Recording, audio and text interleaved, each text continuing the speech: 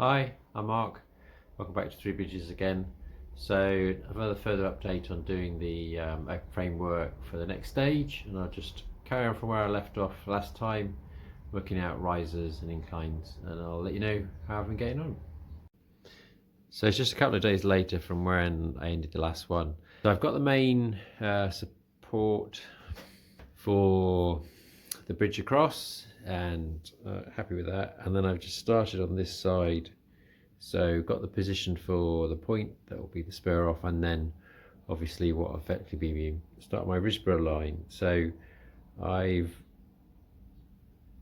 the length of the Risborough line where the two lines obviously come up from the Chiltern line over here and across was sort of the unknown one. I didn't want it to drag on forever, as there's quite a bit of height difference to achieve. So I've gone for a slightly steeper angle on the inclines, so normally I'm at 2%, so it's at 1.15 degrees or something like that. So with this one I've gone for sort of more 2 degrees, which is I think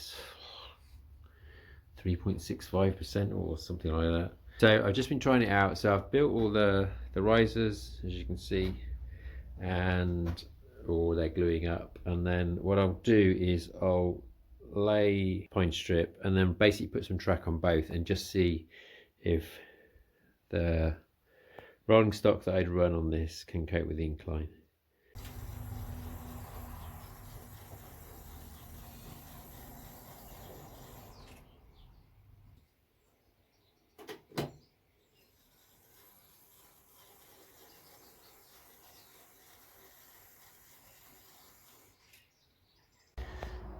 So as you can see, there's no problems with the incline with the little shunter I've got and some of my old stock and a few extra bits.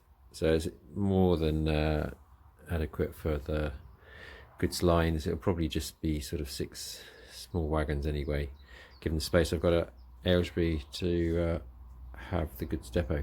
So the two lines should sort of meet up roughly about here, so still within the framework, and then there'll be a point across for the two lines to go into one, which will then sort of descend down to Aylesbury. So that's good news. So I can sort of just crack on and get the rest of the risers in, and then I'll come back to you. So this point here is going to be the starting point for the incline for the two Chiltern lines, simply because by the time they get to the bridge I need, was it 60mm I think clearance to get through. I'm comfortable with, so that's sort of the shortest distance to get to that point. Obviously with the underground I only probably need sort of 45mm clearance because the carriages are so much smaller, so I can start the incline and they'll be going a bit higher, so they'll get up to the station height sooner. I quite like the fact that everything's on different levels as it goes through the scene, so I'm going to try that out. One other thing that I was sort of thinking about is that in the evening was obviously the views through from this side, so I've got that frame loop, so I need to bring the loop down because I've only got a 30cm height, so 300mm between the two decks, so I can see into the scene. One of the thoughts is for getting another bridge in, obviously I need to get 3 bridges in, is to have a road bridge through here, and then that will then allow me to have almost like a scenic shot through to where the station's going to be and the station building. Otherwise, if I make this a solid embankment, you're sort of having to peer down, so I think that sort of angle will be more interesting. Haven't quite worked out where to put the other bridge yet, so I think that one might just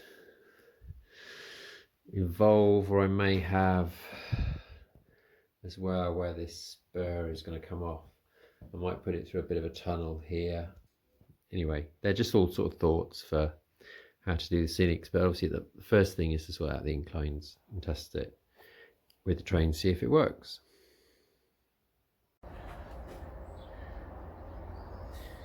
So so I've got the long Chiltern incline in, goes all the way back to the end of the Amersham board. and it's at the right 2% at this point. It's just at this point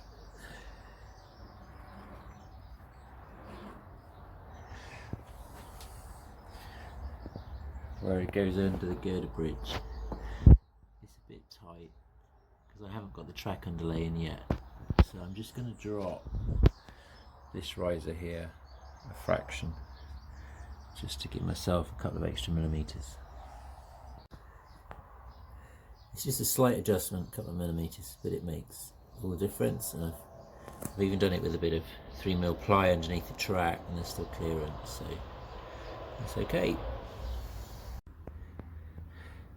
So the baseboards are in for all the DC lines. So I just need to decide now where I want my underground line to start from here. It's going to split into two, and then it needs to come round station here. So I think I'll work out where I want the station to go first, and then where the two lines will go either side of it. Hi, another day. So I've got the baseboards in for the start of the underground line coming up. I'm quite happy with the inclines. I just need to screw everything down, but I'm just going to run it with some trains to test it first. So I've got the two lines that come up to go around the new station, Moore Park, and then I've also got the space underneath. So you can see there's the steps down where you basically access the station from underneath. So I'm hoping that from here I can have a shot through to the tunnel, possibly. I think with a bit of light it will work. So, and again, no issues with the girder bridge and the underground line. Okay, so having got all the subframe, the baseboards in were cut to the lengths I want, and I think the sensible thing to do is because the floor in here isn't completely level, I am conscious of the fact that the one frame is sitting quite happily on the table saw, but the other one's sort of propped up at this end. So I think it's going to be sensible to dismantle it, take it all up to the loft, set it up again up there where it will then be sitting on the proper support frame underneath, and reconnect it all up and just check that I've got the alignment right before I then screw in these new boards to the second subframe, so that then when I bring it back down to the garage I know everything's in the right place and I'm not going to sort of come a cropper because I've just got the alignment between the two subframes down here just slightly askew to where they're actually going to be in the loft. So that seems like a sensible thing to do, so I'll do that, check it all, screw it down, and then I can start thinking about the points I think next. Right, so we're back in the loft. So apologies for the light at this end. I need to get some better lighting this end of the loft. Haven't done it yet.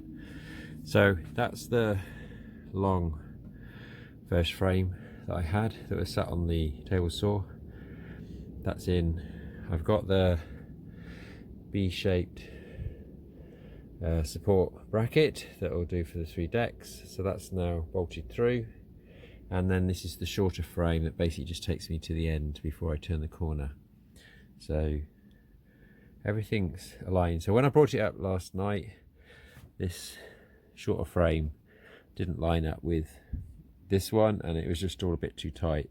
Left it overnight, so the wood sort of just settled down, probably acclimatized to the loft temperature as opposed to being out in the garage. And this morning they've easily just sort of moved a little bit and line up. So the back inclines in, this is where they join. So as you can see, this one comes underneath, supports, and they meet up quite well. So that's going to be smooth. So the next one is to put the two new short frameworks that go along the front here and along the front of the other one. So I'll get those in place. So the two front frames are up and in. As you can see, I've had to cut off here. There should have been a cross strap, but you'll see miscalculation.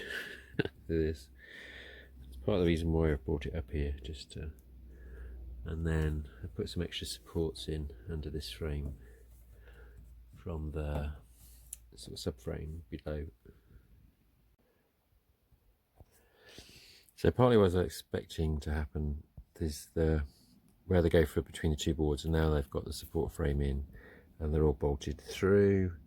It's probably just the way I drilled it through. I've ended up, so there's quite a step here for the children line, but that's fine. This one I'm not going to move because this has the gap under the girder bridge and that's fixed, so I will just drop this one down a little bit, and for the underground, the boards actually now all run flush, but clearly the support under this one needs just bringing up a bit, so I'll adjust those. Okay, been fiddling around, but I've got everything level, and so all the inclines are working okay, the gaps are right, the heights are right, and I can see now that I've just this, so it's where the goods line basically turns into the RISPR line. I just need to pull back the board here because it's sort of crowding over this down line to the other children line. So I'll fix that, so I can screw in the remaining boards that aren't permanently fixed. I've got a final position for them. I can work out my final position for my points, drill the holes so that the rodding through for the points will go in place, and then take it all back down to the garage.